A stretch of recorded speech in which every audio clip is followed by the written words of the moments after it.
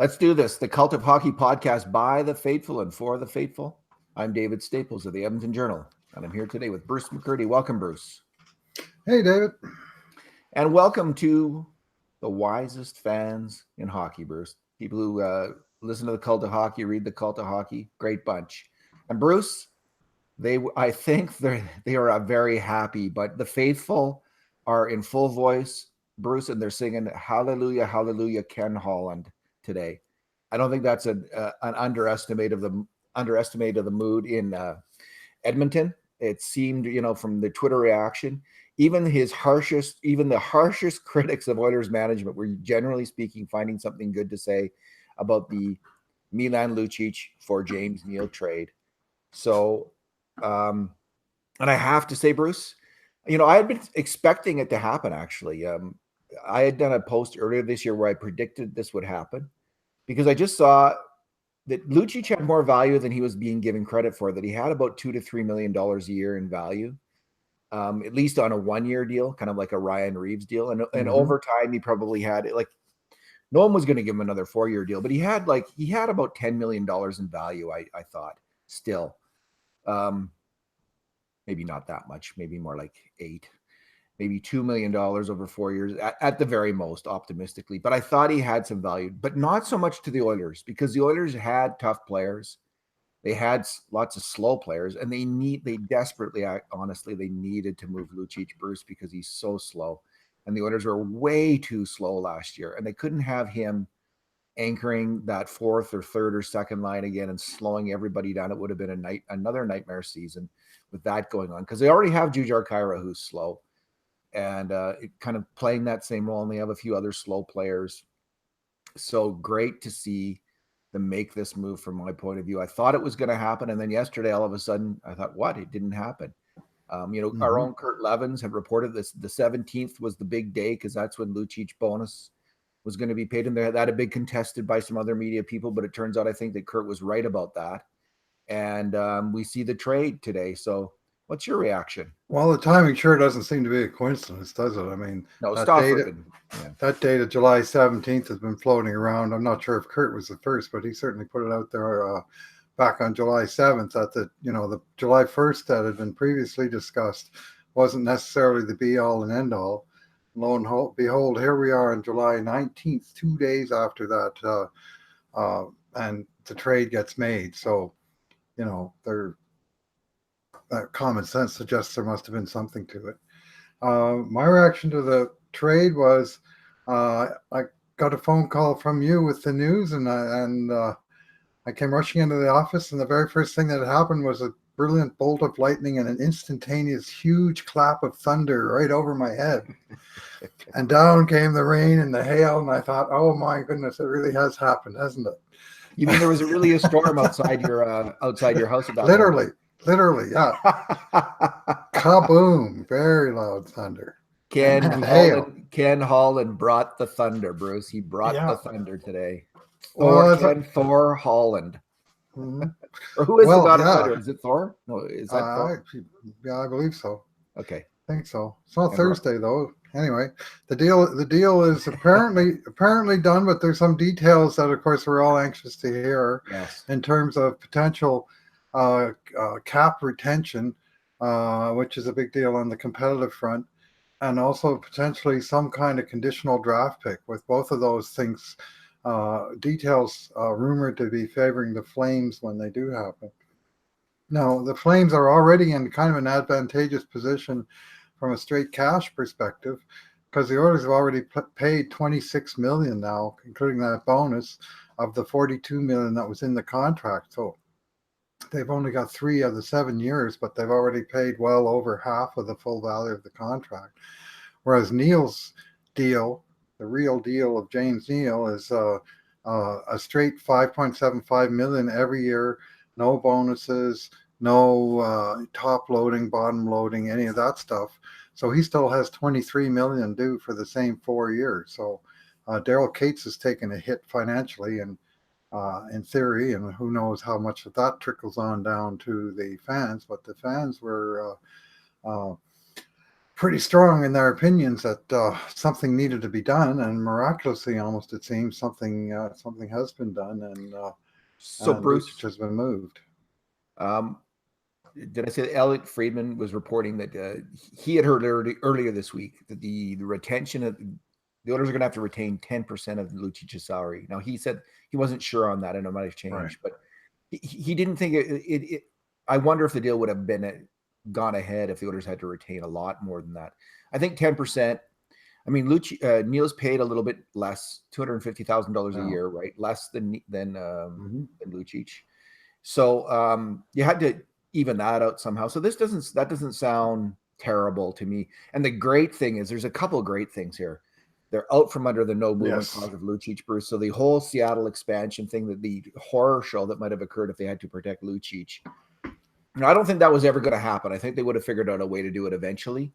But the best case scenario was they're going to have an elegant way where the poison pill isn't that big. And this is the sense I'm getting, that the poison pill isn't that big here, because Neal, as a player, and you dug into this into your post, Hmm. he had one bad year, but he's coming off 20 straight goal, 20 10 excuse me, straight. 10 straight 20 goal years. Yeah.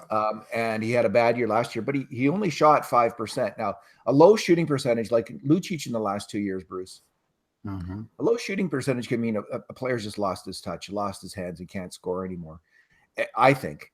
And I think that's what we saw with Lucic a little bit. I think he had a bit of bad puck luck. I think he might have scored, maybe 5 more goals over the last 2 years than, based on his number of grade A scoring chances, shots. But it's not like he was seriously undervalued around the net. But maybe Neal was. Maybe what we saw last year was just some really bad puck luck.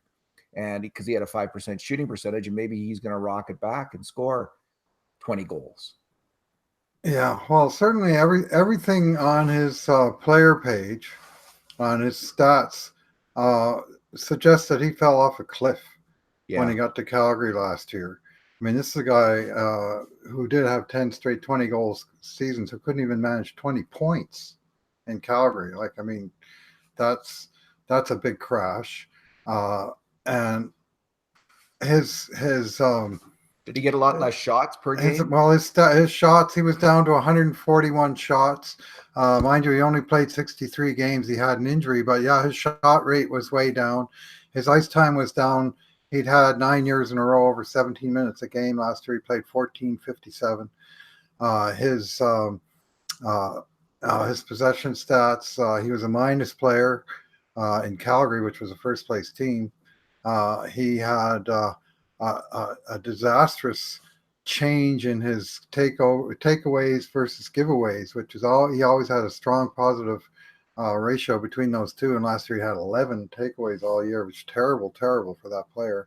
35 giveaways, also not good. I mean, this is a guy had more takeaways and giveaways every year, and all of a sudden he's giving away the puck 3 times as often as he's taking it away. I mean, now granted that stat is problematic.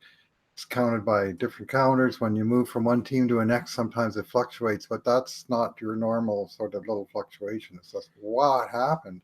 Anyway, hopefully that's not a sign that he suddenly lost it and is tumbling down the cliff for the rest of his career with 4 years to run. But the good news is that if he backs that up with another season just as bad, the Oilers can at least buy this player out, and they can buy That him is out at a third of the cap hit. They don't have to pay. They don't have to account for these bonuses. Lucic's contract was virtually buyout proof because of the bonus structure, and they couldn't trade him. They couldn't send him to the minors, or without his permission. At least, obviously, they got the permission to make the deal, and it was the contract was so nasty between cap hit, term, bonus structure, no movement clause. I've been calling it the 4 horsemen of the apocalypse, as you know, and those 4 horsemen I've just seen riding down the QE2 to Calgary. So Yeah, worst comes to worst, you can put Neal in the minors, and that eats up another $1 million on his contract. There's the contract is so much better in terms it's of buyout, flexible. in terms of flexibility than Lucic is rotten. Mm-hmm. I mean, this trade works for the Oilers on so many different levels. I think so. Even if Neal doesn't work out, it's a good trade for the Oilers. They get out from underneath that no movement clause of Lucic. They changed the structure of the team. I mean, Right. they Lucic was just like they were going to have to play him. I think they couldn't sit him in the Yeah. press box even if he warranted that. But this means now, Bruce. So Joe Gambardella and Thomas Yurko are two really interesting players, and they're both absolutely outstanding AHL players in the prime of their careers. And now all of a sudden, there's a possibility one of those guys is going to get a chance on the fourth line, or even the third line if they earn it, as opposed to Lucic being there taking up that space. So we might actually have a much more kind of super hungry, effective younger player, like somewhat effective. I don't want to oversell this, Right. but Lucic he was just a terrible fit on the Oilers. I mean, you have Jujhar Khaira, you have Zach Kassian. You don't need what he brings.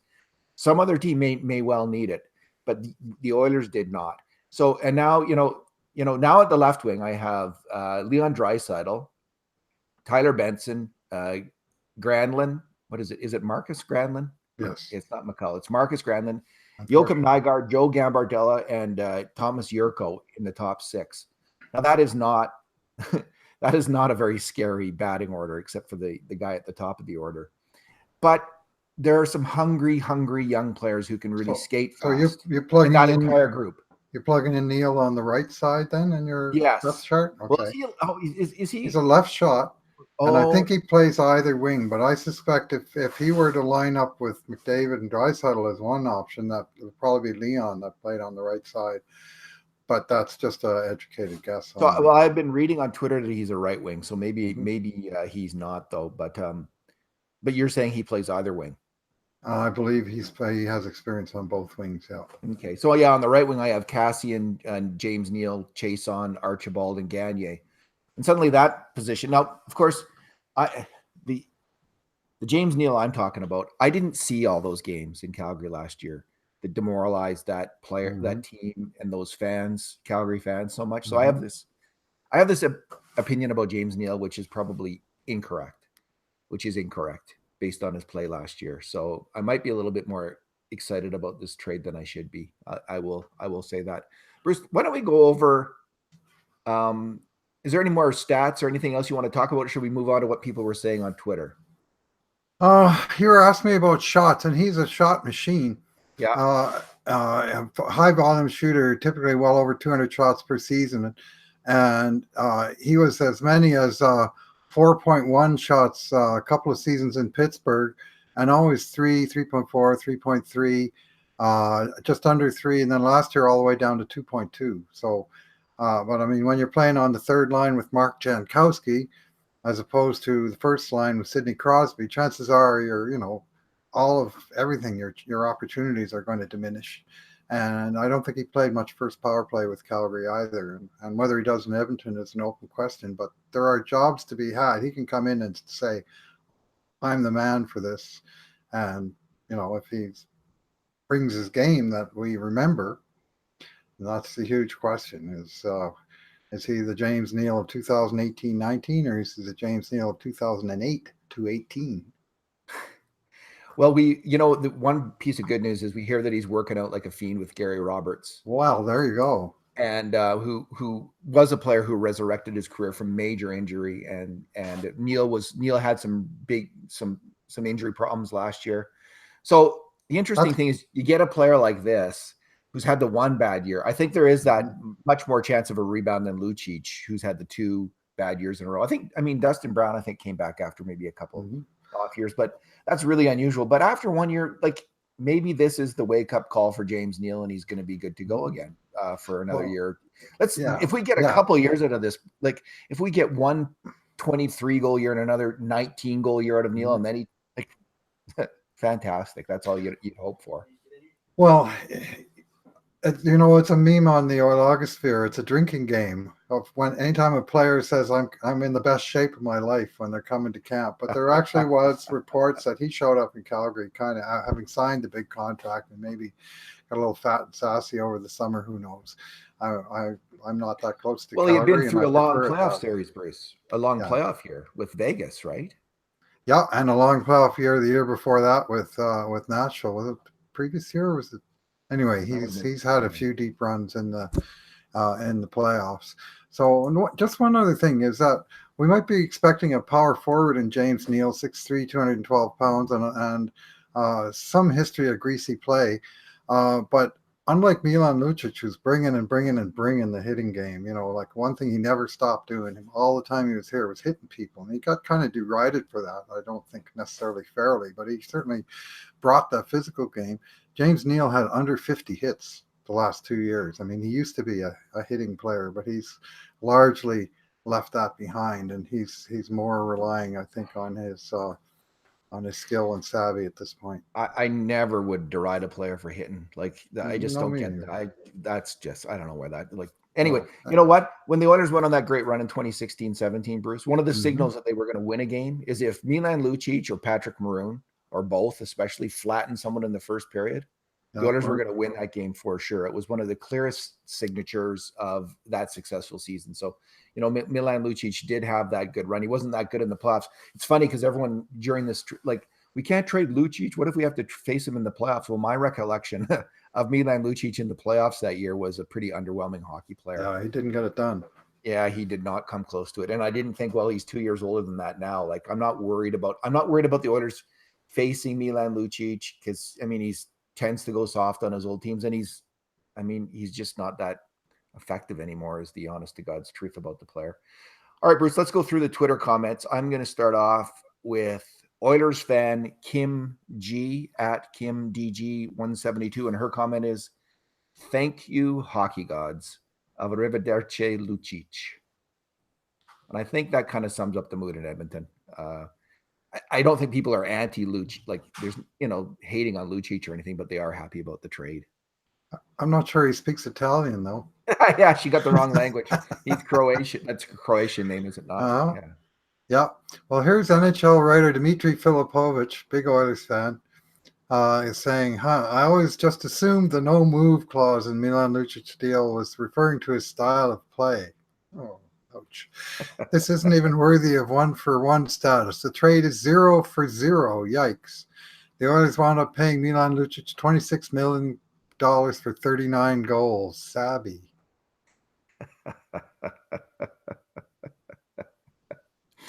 Dimitri's one of those hardcore Oiler lovers out there.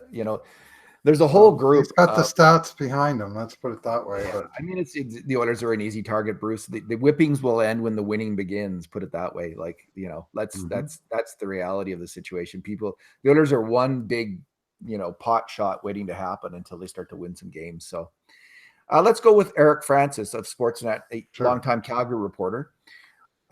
Here's what he's saying. Lucic for Neal makes sense for the Flames on so many levels, even though it's worse to buy out Lucic eventually. Oilers will retain some salary and throw in draft pick. Neal was never going to succeed here, and the Flames look endlessly for toughness. Lucic makes everyone in Calgary taller. After a quiet start to the summer, the Flames are now on the verge of landing a new arena and the toughest player in the league. Bruce, I think you read my post yesterday, my 10 reasons. The 10 reasons to acquire me. I was hoping to send it out there to some NHL GM, to their front office and have them read that list and think, oh yeah, maybe we should make this trade. Yeah, I read it. I think in the spirit you intended. I had a couple laughs, and actually most of the points he made in there had some legitimacy. It was just a huge elephant in the room throughout that contract, and his performance, which I didn't give my own opinion of. I was just right. I left that part out, what I actually thought myself. Mm-hmm. But I would, there are arguments to be excited, I guess, if you're a Calgary. If you need toughness on your team, and this is a real thing, like people, again, there's a whole faction of fans who don't want to believe this or think this is important. I think it's important. Like, I think you need to have a tough team, and you can't play scared, and you need some big tough guys on your team, and that does help your team. Only if they can play, though. Now, can Lucic play? I think he can play as a fourth liner. And I think as a fourth liner for this next year, he's probably worth about $2 million to $3 million a year to a team. So Calgary's getting that player. And if they've been pushed around, I don't know if the Flames have, he's going to help with that a little bit. I mean, there is the stat that McDavid's never been injured in a big way in a game that Milan Lucic played in. Both of his major injuries, happened either before Lucic arrived or in a game where Lucic sat out at the end of last year. So I can see why they could be somewhat positive. Well, they're probably happy to be getting rid of James Neal after what they saw last year. They So, are, aren't they? and It's scary.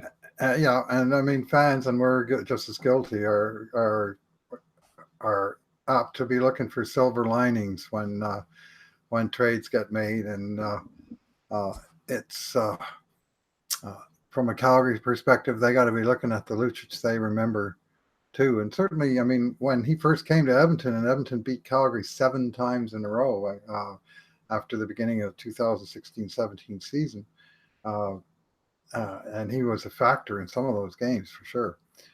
So this is. I got Bob McKenzie, Bobby Margarita McKenzie. I do feel obliged to say this: the Lucic-Neal deal is 1 for 1. That, of course, is a sly reference to the Taylor Hall Adam Larson trade. The trade is 1 for 1. The trade is 1 for 1, and it's a famous tweet because Oiler fans words. still can't believe that was a 1 for 1 trade. Well, so, but we didn't get any throw-ins, so I don't think actually technically it's totally accurate if there's other considerations. But I couldn't resist. So here's one from ESPN's Greg Wyshynski, who is probably the big Oilers anti-Oilers agitator out there. He has a lot of fun trolling Oiler fans, and that's what he does. That's his joy. One of his joys is to troll Oiler fans, and I actually get kind of a kick out of him. I think he's a very lively writer, but he never has a good word to say about the Oilers. He's was a New Jersey Devils fan. So anyway, here's what he says though today, Bruce. Unless there's something we don't know about Neal, this is a coup for Ken Holland. So, wow, that's your biggest ongoing critic of the Oilers franchise has something good to say about a move you made. Well, sounds positive. I mean, what don't we know about Neal that we do know about Lucic? I mean, they both have somewhat similar career curves, other than Lucic's crash happened a little earlier. Anyway, this is Oilers fan rebuild 4.0, Joseph K. When Lucic crushes Connor in the Battle of Alberta, you got what you wanted, fans. Now, Joseph is an extremely wise, intelligent man, and really knows his hockey. And he's always really appreciated what Lucic has brought in terms of physical toughness to the Oilers. So I'll give him that. But I do think the Oilers have players right now who can stand up to Milan Lucic. Honestly, Milan Lucic isn't 25 anymore. Yeah. Well, how's he going to crush Connor? How's he going to crush Connor? I mean, that's the other thing. He had 3 fights last year, did he not, Bruce? I think that's it. That's about right. Yeah. So, Kara can fight. Zach Cassian can fight. Darnell Nurse. Darnell Nurse will fight Milan Lucic. Jujhar Khaira. If it comes to that, and again, it doesn't come to that because there's not a day right now where Milan Lucic has the agility to hit Connor McDavid. Famous last words from me. Yeah, I'm more worried about Mark Giordano taking out Connor McDavid than I am Lucic. All right. Let's go for this one. Courtney Thero tweets, and God said, quote, henceforth, the term 1 for 1 shall no longer be used to exclusively mock the Edmonton Oilers. Yeah, enough said. And Ian C at ENC56, he points out the multiple changes of addresses in a new way. Lucic stays in Smith's house. Smith stays in Talbot's house. Talbot stays in Neal's house. Neal stays in Lucic's house. Anarchy. So there's going to be several ex-Flames and ex-Oilers changing addresses. The others did so. The goalies did so by free agency, but this is a straight trade. And some rivalries, notably the one between Lucic and Mike Smith, will be intact. They don't have to be teammates. They can continue to go right on hating one another. Here's our Cult of Hockey colleague, Kurt Levins. He tweeted, it's not that there isn't a certain amount of risk in James Neal. But on the face of it, it certainly appears that Ken Holland has acquired a legit top 6 winger Still waiting to see how the money shakes out here, though. I don't know if I would completely agree right now that Neal is a legit top 6 winger. I would say I would say has acquired a candidate to be a top 6 winger. But I would like if I was to place odds on it that James Neal would score 20 goals, rebound and score 20 goals. I think he's got about a 30% chance of being that player again. Does that sound about right, Bruce? 1 in 3 chance, but that might be a bit high actually. But of being a top sixer. Yeah, Neal? being a legit top 6 winger, 30% chance. I'm good with 30%. Would you say coin flip? I venture 50%. Coin flip? Well, there you go. We'll see. I mean, time will tell, as the old saying goes. And I didn't watch that many Calgary games last year, and I certainly wasn't focusing in on that one player specifically. But I've seen him good over the years. Let's put it that way. But then, I've seen Milan Lucic good over the years too. So there you go. All righty. Recent you got another. Oh tweet? Yeah. Oilers fan Ryan Donaldson. Lucic has become unplayable. Neal still has a quality wrister. Play Neal with 97. At deadline, move Neal. Well, easier said than done. The last part, but the quality wrister is something that left Milan Lucic behind. I'm going to go way down our list here, and I'm Jeff Chapman at New Wave Oil, and he's another Oilers fan and blogger. He writes for Copper and Blue. He's a very very smart guy when it comes to Oilers commentary, I find. Mm-hmm. And he says, "No lie, this is the most excited I've been since the playoff run." Wow. I mean, the Tobias Reeder signing didn't do it for him. Huh. We were all pretty excited that day. Yeah. I must admit, I'm pretty excited too, Bruce. I just, there's so many reasons for this trade, and it's not necessarily that Lucic was so bad. He was just a bad fit right now in the Oilers. It wasn't working, and they needed to move him. So I'm really happy that happened. I'm glad that Ken Holland was able to make this work. Yeah. Oilers fan Jeremy Thompson, trade makes total sense for the Oilers. If there's any reason to buy out James Neal, he's 1.9 against the cap as opposed to Milan Lucic, who's almost 6. This gives the Oilers a better player today and better cap futures. Lucic has always been a drive to the net style player that scores in dirty areas and can beat the shit out of anyone's dad. Neal has always been skilled with the puck, drive both ends of the play, and can score from crazy angles. It's clear what the Oilers need more of right now. Fair enough. Here's my last one. Why don't you pick one final one too? And sure. This is my last one. This is from McOilers at McOilers. The Lucic experience is over. I am sad. I am glad. I am relieved. He was a consummate professional and always had the right attitude. But it was time to move on for the team and for the player. I wish Luch all the luck in Calgary. And I want to thank McOilers for his eloquence in that statement. That was a very fine thing to say. He spoke well, and it's a sentiment that I think the vast majority of Oilers fans share today. Do you have a last tweet, Bruce? Yeah, I'm going to go with my friend Wheaton Oil, at Wheaton Oil, an excellent follower on Twitter, by the way. On the surface, this is a good deal for Edmonton based on likelihood of bounce back, and especially because Neal's deal is structured to be buyoutable. However, I'm waiting on these details, the subsidiary details, before making an initial verdict. And I guess that's we're all left hanging on, what is that conditional draft pick? What is the condition?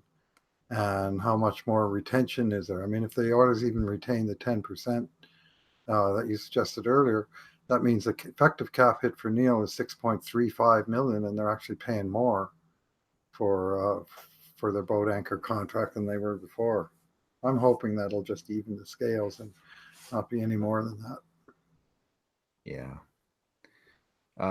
Would it be 6.35 or would it just be the point? Oh yeah, you're right. No, that's correct. Sorry, you're right.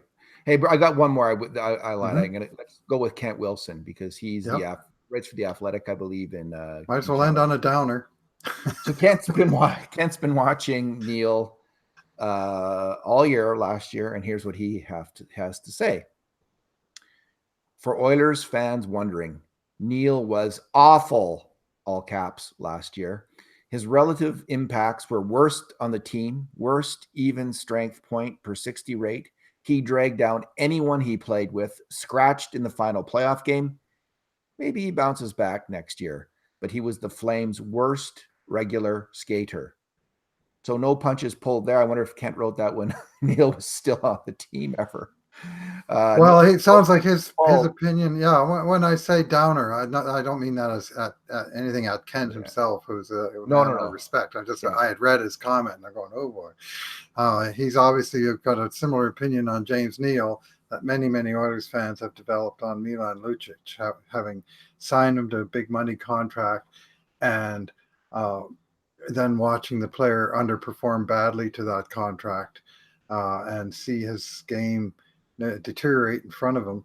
And I mean, now the Oilers have got the last 4 years of that 5-year mistake that Calgary signed last year. I mean, it's not all good news by any means, but are we in a better place today than we were yesterday? Is the question. And in some respects, definitively yes, because of the cap flexibility that the club has now that it didn't have before. So I just returned to Twitter here to see if there was anything new from my time. Yeah, I don't know. There's nothing new on the contracts. At least that's what I was looking for. That's the main thing. Yeah. There's some new commentary. So Bruce, we're at the end of the era. 3 years? 3 years of Milan Lucic.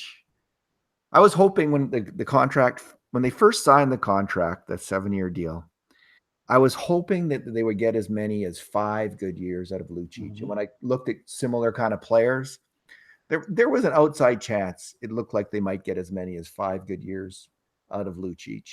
And it looked like a pretty good bet, actually, that they were gonna get 2 or 3 good years out of him. And that did not come to be. That didn't happen.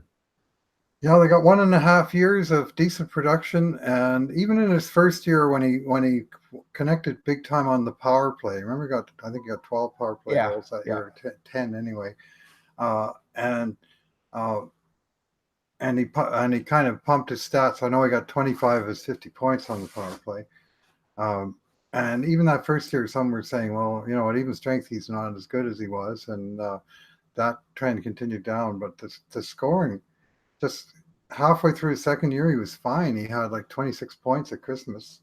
And then he got something like 9 points the rest of that season. And then this year, he got, 6 goals all year. Like he completely lost his goal scoring touch, but assists went with it, plus minus went with it. And even, some of the flow of play stuff, it was still mildly positive, but not near as positive as his past record suggested. And so we just didn't get the player. And that's the trouble with signing these 28, 29, 30-year-old guys, is that you're paying for past performance instead of future performance. And maybe Peter Shirley had incentive to pay Milan Lucic for what he'd done in Boston, but I don't see where the Edmonton Oilers did, and it just wound up blowing up. Yeah, it was those, we've had probably, we've looked into this. We've probably had 15 to 20 major free agents, UFA, unrestricted free agent signings in Edmonton, and hardly one of them has worked out. Hardly one of them. I think when we looked at it, the 1-year deal Chris Russell signed when he came here at the start of 2016-17, that worked out. And then there might have been Letestu who arguably worked out, but that was it. Like all of these contracts, none of them have worked out, and most of them ended like really not working out big time. So we got Lucic might be at the top of that list. We got 2 on the books, 2 more years of the buyout of Benoit Pouliot, 4 more years on the buyout of Andrei Sekera. The Lucic name is off of the payroll, but the effect lingers with the assumption of another high-end contract. So, and then you had other ones like Mark Fain, Andrew Ference, where they signed 4-year deals, and the last 2 years they never even played for the Oilers, and they still got paid. Time and again, it just hasn't worked out well. I was just checking our scoring chance work for that 2016-17 season when Mhm. Lucic was in his first year. Yeah, and according to our analysis of his even strength play, he was mediocre that first year as well. When it Mhm. came to his two-way play, if you go by scoring chances, his contributions to chances for as compared to his mistakes on chances against, his number doesn't stand out as anything but unexceptional. Mhm. So it never really worked out that well. Yeah. And Um, there was things to like about the player, and I understand he was a good teammate. Although I also understand that he had some personal issues during his time here. Yeah, some stuff happened in his life that yeah, his dad committing suicide being particularly brutal. didn't that happen Uh, just before he came yeah, here or but the year yeah, before? he had stuff he was dealing with, Yeah, but he was a good teammate, and he had their backs, and there was none of this sort of Andrew Ference type clashes with younger players, anything like that. So they may well wind up missing some of that. I don't know what they're getting the other way at all, but I guess that's what we're going to find out next. indeed. I don't know if this opens the door to more trades or if this is now it. Mm-hmm. This could be it. We see Jacob Trouba's just signed for a huge Oh man. $8 million a year for 7 years contract in New York. Their cap space, they have got $1.5 million left, and they've got a lot of players to sign. They've got to sign Buchnevich, Brendan Lemieux, and D'Angelo. Fairly good scoring defenseman. So, Bruce, there's Mm-hmm. still opportunities out there. We'll see how much cap space the Oilers have left. Maybe there's still room to bring in one more player, which would be. I mean, Ken Holland just bumped his score for this offseason from like a C, Mm-hmm. to well, I'm gonna. I'll, I'm not gonna pronounce on it yet. I'll just say in But the it's gone general up. It's community gone up a bit of marks. from a failing grade to a passing grade as of today.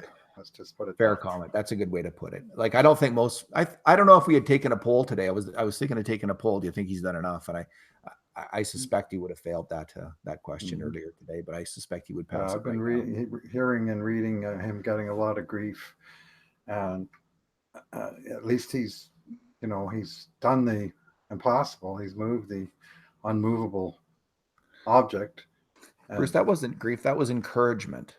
mm-hmm. Yeah, like your post, eh? Yeah, that's right. We're just encouraging him to keep it going. Leave no stone unturned. All right, let's leave it there, Bruce. Thanks for talking today. All right, thanks for listening, everyone. And in the meantime and in between times, this has been another edition of the Cult of Hockey podcast.